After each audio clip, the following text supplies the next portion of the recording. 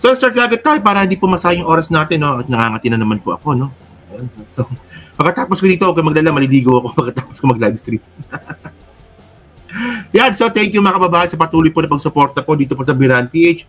At syempre dyan po sa mga makakapanood po ng live stream natin. At dyan din po sa sa makakapanood din po ng ating team replay. So syempre, paki-follow na lang din po yung aking YouTube account, sorry. So hindi po na po nakaka-follow po sa YouTube ko po, pa-follow na rin po, no? Okay? So si Chef Laurel, kay Fatima Belia, hello po. Kay Annalisa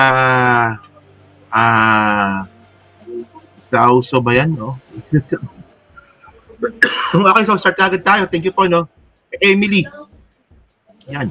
Kay Emily Marquez, yan. Thank you po, ma'am. Thank you po, no, sa yung pag-like po sa ating content, no? Yan, okay. So, okay, start agad tayo. So, ang alam ko, no, ito, may papakita ko sa inyo. Okay. Ang alam ko, si to Antonio Contreras ba to, no? So, sabi dito, no, sa totoo lang, dahil sa Duterte, maraming naging tangang Pilipino, sila yung tinatawag na DDS. Okay. So, kayo ba naniniwala ba kayo na tanga mga DDS? Hindi. Ito yung tanong kasi dito Okay. So, kayo ba naniniwala ba kayo na naging tanga ang mga Pilipino dahil sa mga Duterte? O talagang na-expose ng talaga ng mga Duterte yung pag-inyong katangahan ng mga Pilipino? Ayun lang yun Di ba? Ito kayo, ba't mo naman nilalahat? Hindi ko nilalahat Ang pinag-uusapan natin dito, yung mga ugaling DDS po. Ano ba yung ugaling DDS? Yung ugaling DDS, mga kababayan, sila po yung wala silang pakialam sa tama't mali. Basta sila, pro-Duterte sila. Actually, dun pa lang, malaking katangahan na po yun. Di ba, pinapakitaan mo ng ebidensya, pinapakitaan mo ng reference, pero dahil nga po sa pro-Duterte sila, hindi nila titingnan yan. Basta walang tama't mali, basta sila Duterte sila. Okay. So ngayon, napakaganda na sinabi niya dito, no? So panoorin mo natin to, reactionan natin. Okay. Resign si Baby Singson, may mga nagsasabi.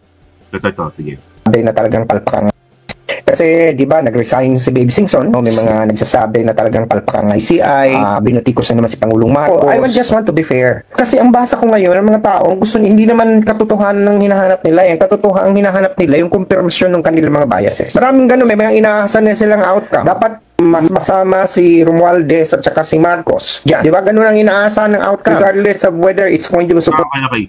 So ngayon, nasabi ngayon niya dito, no, ang mga tao, actually hindi mga tao ang mga DDS dapat, ang mga DDS daw po, hindi naman talaga hinahanap yung katotohanan.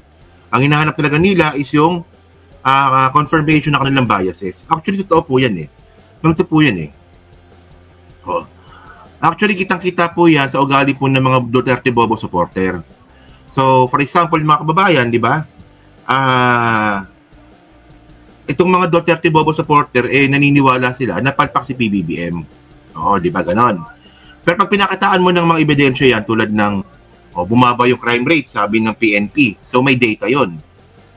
Bumaba yung corruption index ng Pilipinas. May data din po yan. Hindi nila paniniwalaan yan. Kasi hindi ito nagko-confirm na kanilang bias.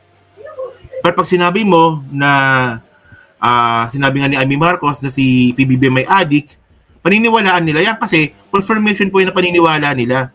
So, ibig sabihin, hindi po nila hinahanap yung katotohanan. Ang hinahanap nila dito, confirmation ng kanilang biases. Magkaiba tayo Ewan ko lang po sa inyo pero sa akin po kasi, kung mayroong ebidensya po na magtuturo talaga kay PBBM at saka kay Martin Romualdez, na sila po talaga isangkot dito sa anomaly of flood control, paniniwalaan ko po yan.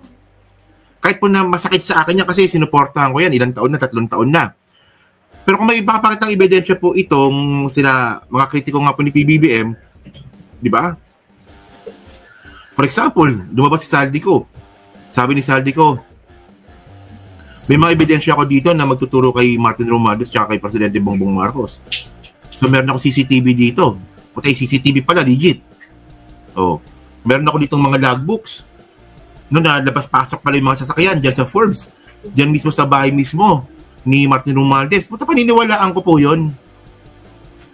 Kahit po hindi po yung confirmation ng aking biases, Paniniwalaan ko po yun kasi ganoon po yung katotohanan. Ganoon po mag-isip yung tamang sa pag-iisip na tao. Ganoon po mag-isip ang normal na tao, ibig sabihin.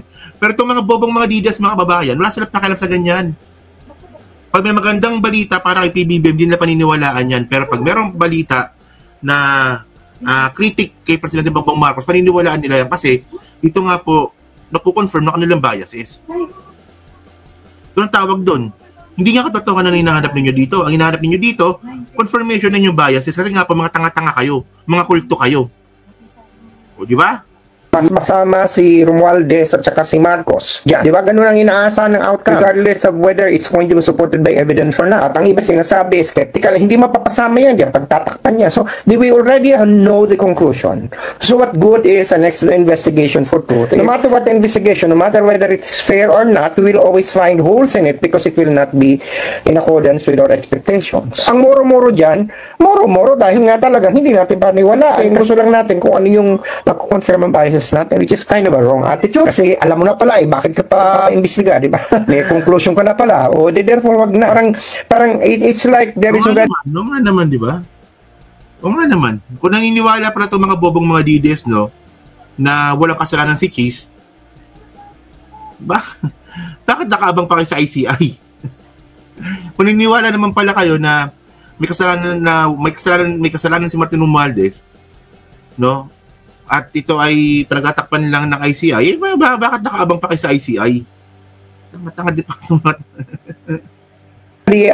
Conclusion. No. I don't want to defend the president. And for the fact, laging sinasabi sa akin, I'm pro Marcos. Maybe because I'm fair to him. Kasi kung mali naman yung ginagawa, sinisita ko naman eh. Pero sa tingin ko kasi ngayon, mas maraming mali ginagawa yung iba. Una, let us give where credit is where credit is due. Kung hindi naman nag-ingay si Pangulong Marcos dito, nung SONA, kung hindi siya nagsabi tungkol doon sa mapahimaya naman kayo, di ba? Hindi natin mag-uusapan to sa ngayon. Ang dami ng mga administrasyon na lumipas. Huwag nyo sabihin. Tignan nyo itong mga bobang mga DDS, mga kababayan, no, parang wala silang pakialam na kahit nga po si PBBM nga po yung nag-expose ng manumalang flood control. Di ba? Parang hindi nila nakikita talaga to. Kasi in the first place, no, sino ba naman tatangat-tangang presidente ang i-expose yung pagdanako kung kasabot naman pala siya? Yun mga kababayan, hindi kasi nagko-confirm yung kanilang biases, so hindi nila paniniwalaan yun. Actually, mas malupit nga yung ginagawa nila eh. Hindi nila papakinggan yan. Parang nilabagpas na lang eh. Parang wala lang. Ganun lang. Sabi ni BBM, no, mahiya naman kayo. Wala lang. Na itong pagkurakot sa DPWH ay ngayon lang nangyari sa panahon niya. Nangyari yan in the past. But nobody did what he did. So if only for siguro naman grabe na ang galit mo sa mga Marcoses kung pati yan ay hindi mo makilala. Correct. O, di ba? Tingnan niyo mga kababayan, no? Buti pa nga yung mga dilawan eh. Yung mga dilawan, kahit na yan, yung mga yan, anti-Marcos yung mga yan. Pero binigyan nila ng credit si PBBM. Oh, yan, parang si Rochela, di ba? Nung nag-live stream ako sa channel ko, hindi nanood. Pero dito, nanood dito sa Birahan, di ba? So, shoutout sa iyo, Rochela, kay Bruce Protector, kay Delia Rosario, hello po. Kay SPK, yan. Kay Mintik La Chica, yan, hello po, no? Kay Jojo Austin, yan. So yan, di ba? So buti pa nga itong mga dilawan mga kababayan, no? Kasi sila po anti-Marcos po sila. Di ba? Mas binibigyan nila yung credit sa dapat nilang bigyan ng credit. Pero itong mga bobang mga DDS mga kababayan, wala silang pakialam eh. Okay pa nga yung mga dilawan ngayon, actually ngayon ako anti-dilawan ako pero mas matindi pala sapak sa ulo ng mga DDS mga kababayan. Mas wala pala yung saltik sa utak ng mga to. So yun, no? So kayo po, ano naman sabi nyo nga po dito, no, sa statement nga po na to, no? Kasi Contreras to, di ba? Nakakaalam ko si Contreras to, no? So yan, kayo ba, agree ba kayo dito na ang mga DDS po talaga ay bobo? Is ko naman, no-brainer naman ang question ko na yun, no? So yan, no? So pakicomment lang po sa baba at binabasa po lahat yan, no? So yan, no?